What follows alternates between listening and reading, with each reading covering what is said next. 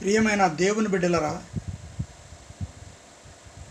క్రీస్తునందు ఎవరైతే జీవిస్తూ ఉన్నారో వారు ఉన్నతమైన వారు. మన యేసయ్య ఉన్నతమైన దేవుడు. మనల్ని ప్రేమించి మనకి గొప్ప రక్షణ ఇచ్చిండు. ఆయన సృష్టించిన సృష్టి ఉన్నతమైనది. ఆయన మనను సృష్టించి ఆయన జీవమును మనకు పోసిండు.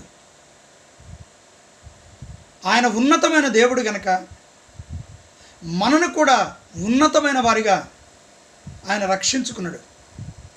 ఆయన కుమారులం, మనం ఉన్నతమైన వారం. మనం సిగ్గుపడాల్సిన అవసరం లేదు.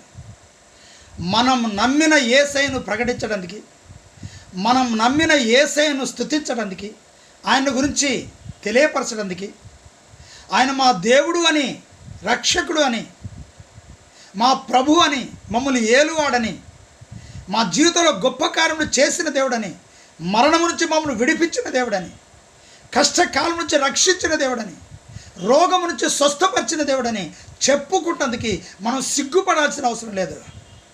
ఈ ప్రపంచంలో క్రీస్తును వెంబడిస్తూ క్రీస్తు యొక్క న్యాయ విధుల ప్రకారం నడిచేవారే ఉన్నతమైన వారు. అంత గొప్ప పేరును దేవుడు మనకిచ్చిండు గనక మనం సిగ్గుపడాల్సిన అవసరం లేదు. మన దేవుడు ఉన్నతమైన స్థలములో, ఆ పరలోకంలో నివసిస్తూ ఉన్నాడు. ఆ యొక్క ఆత్మస్వరూపిగా మన హృదయంలో నివాసం చేస్తూ ఉన్నాడు. ఆయన నిత్యరాజ్యంలో మనం ప్రవేశించాలంటే, ఆ ఉన్నతమైన దేవునితో కలిసి ఉండాలంటే మనము కూడా ఆయన న్యాయ విధుల్ని పాటించి, ఆయన నీతిని అనుసరించి, ఆయన సన్నిధిలో పరిశుద్ధులుగా జీవిస్తూ, ఆయన మందిరంలో ప్రవేశిస్తూ, ఆయన మాటల ప్రకారంగా బ్రతుకుతూ నడుచుకున్నప్పుడు మనం ఉన్నతమైన వారిగా ఉంటాము. అదే దేవుడు మనకిచ్చిన ఈ గొప్ప యోగ్యత. అందుకే మనము నీరసపడాల్సిన అవసరం లేదు, సిగ్గుపడాల్సిన అవసరం లేదు, మనం వేదన పడాల్సిన అవసరం లేదు, అయ్యో మనల్ని మనం నిందించుకోవాల్సిన అవసరం లేదు. మనం ఉన్నతమైన వారం మన దేవుని వలె. అట్టి కృప పొందండి. ఆమేన్.